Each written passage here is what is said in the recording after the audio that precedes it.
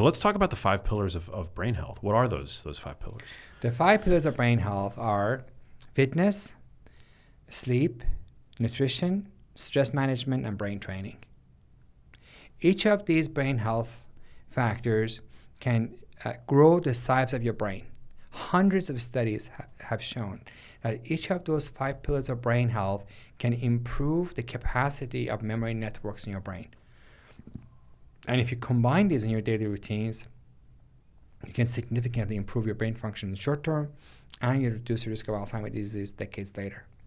Wow. So let's unpack them one by one, if you will. Let's start with nutrition. It's one of my favorite topics, and there's a lot of nutrition tends to be controversial. I don't think for people who are fluent in nutrition science, it really is all that controversial. But at least on social media, nutrition can be a controversial, pond to step in, so to speak. So when it comes to the big picture levers with regards to nutrition for brain health, what do you see as being the big needle movers? To me, it's not controversial. I must say, I've read the literature extensively for the past 30 years, and it's something that I think everybody agrees.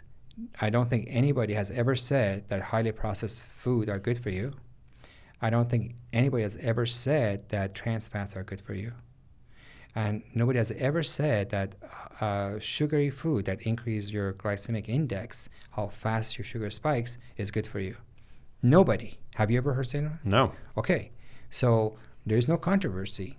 The controversy comes as to whether you should eat a vegan diet or a keto diet, and whether one is better than the other one.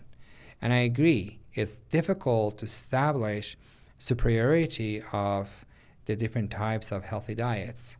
But let's begin with the no-brainer part. Let's begin by the part that's very obvious. Don't eat junk food, period. There's no controversy about that. Don't eat highly processed food. And if you go to these fast food chains, unless you order salad, you're not getting high quality food. I mean, this is something that we all agree on. In my opinion, doing that alone, it moves the needle the most. Now, if you put the junk food aside and you're debating whether you go keto diet or vegan diet, just do it. Just do it. There's enough evidence that either one of them is good that you won't be wrong. As long as you don't eat the food that increases inflammation in your brain and reduce blood flow in the brain and affect the natural cleaning and rinsing that happens in the brain, you're good. And I don't blame people who say, well, what do you want me to do? I tell you what I do. I have a diet I like. I find it difficult to follow a vegan diet, and I would find it hard to just eat meat and avoid fruits and vegetables. I think I love the taste of fruits and vegetables. I mean, I love watermelon. I love blueberries.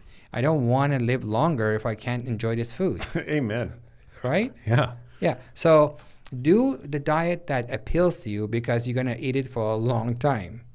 And don't change your diet based on which of the healthier diets that have been promoted. Pick the one you like. I think that's an easy way to make a decision. Because we have to understand that a vegan diet may be good for person A, but not so much for person B, because we have different genetic backgrounds and our, GI tract and microbiome is different. So there's no universal diet that's good. Not just that, but we also have there are varying levels of attention that people are willing to pay to their diets, right? Like a diet, from my vantage point, a diet as extreme and restrictive as a vegan diet that eschews all animal products. I mean, you've got to pay extra attention to where you're getting your protein from, where you're getting your vitamin B12 from. There's mounting data on the value of choline, which is found primarily in animal source foods and the like. So, like, to hedge your bets, like, just eat a variety of foods and don't exclude any large food group. I agree with you. I eat a Mediterranean diet, which is basically a healthy diet. I eat fruits and vegetables throughout the day. I have a small lunch, and in dinner I usually have some sort of meat with some vegetables. and small amounts. I think quantity is an important factor as well. It's fair to say that if you have a vegan diet, you have extreme low risk of heart attacks.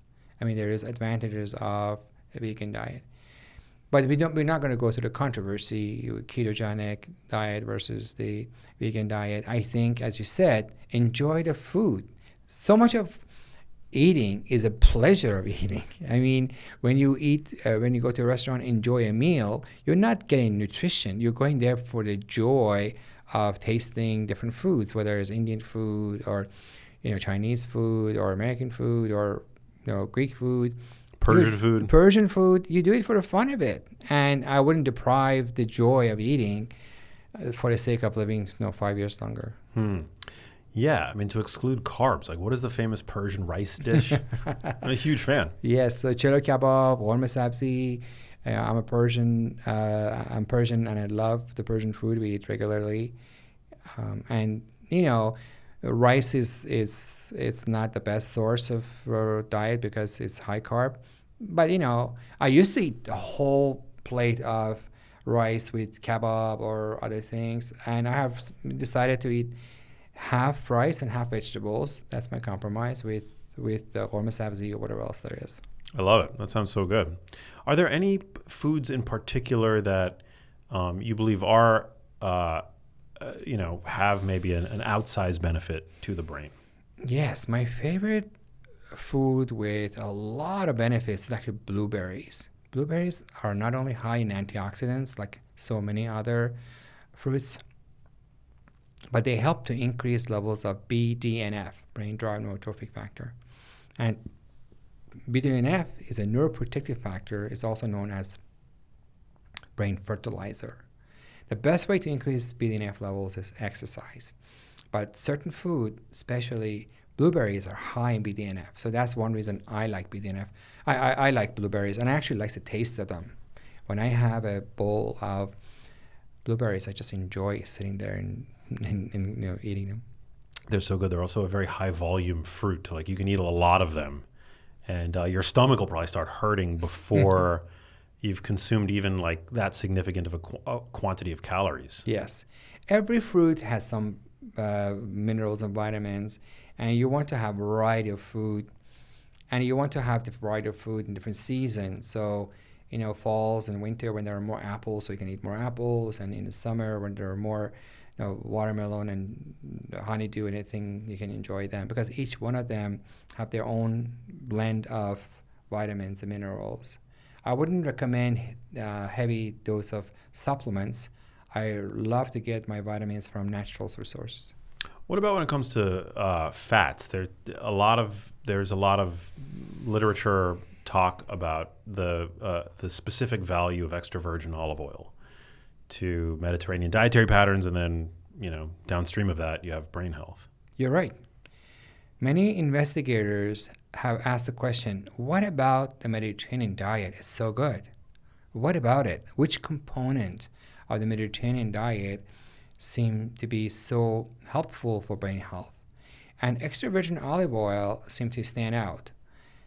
Studies show that the amounts of the extra virgin olive oil seems to be a factor in determining the benefits such as better cognitive function and reduced brain aging. But I wouldn't sit down and add loads of extra virgin olive oil. I'll use it for cooking.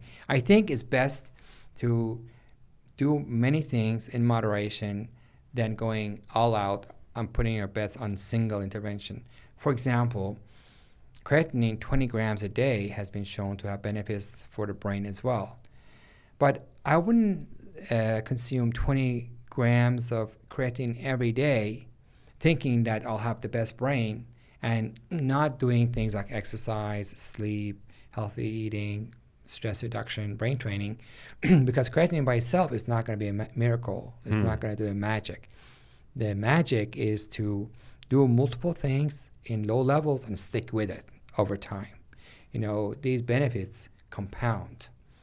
If you exercise and eat well and sleep well and keep your stress levels down and train your brain, you increase the number of synapses in your brain, you increase the number of blood vessels in your brain becomes healthier. One thing I do, I visualize the brain because I've studied the brain so many years. I've looked at so many brains under slice. I can look at the neighborhoods under microscope, so to speak. When I see it under microscope, I see the cells, I see supporting cells. I think of it like a neighborhood in a city. Imagine a neighborhood city, it's very well maintained. The garbage is collected regularly. All the houses take care of their yards.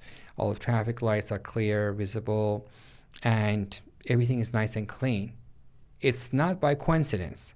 If you don't take care of it, things erode, and if each household doesn't if they don't contribute to the atmosphere they create, then things do fall apart. So I look at it as a small neighborhood and how each thing, such as garbage collection and the signs in the street and how clean things are things that affect it. In this case, I'm in charge of the brain neighborhoods in my brain. I know that exercise increases blood flow, reduces inflammation, improves the cleaning system in the brain. So I can just see that as a major factor. And then, the sleeping is like garbage collection, removes all the garbage at night. And nutrition is providing nutrients. So it's like fertilizing the lawns and making sure they're good. And brain training is like, trimming your trees and make sure they all look good in that regard. So in practical terms, the things you do will make your brain neighborhoods more beautiful. I wish people would have an image of their brain and work on improving the beauty of their brain the same way they would look at their face, and they would work on, making sure they have fewer wrinkles and the skin is vibrant and, healthy looking, because you can see it. With brain, you can't see there, but your brain is not static. Your brain is not like an old computer that with aging gets rusty and falls apart. Your brain is a living organ. Your brain has a lot of malleability. Your brain changes every day. Your brain changes every day based on your daily habits. So if you stress a lot, you increase cortisol levels. Cortisol levels are toxic to the hippocampus, the memory part of the brain. If you eat, a hamburger with a big bag of French fries and, a gallon of soda, that's like pouring junk all over the brain. And so each of your actions every day make a difference in your brain at a microscopic level. They affect the different neighborhoods in your brain at a microscopic levels. But if you do everything good, your brain will every day get one notch better, and it compounds. And when you're 80, you have a beautiful brain. And if every day you do everything wrong, then you will develop cognitive decline in your 70s, and you will more likely become demented in your 80s. It's not that complicated. Hey, if you liked that video, you need to check out this one here, and I'll see you there.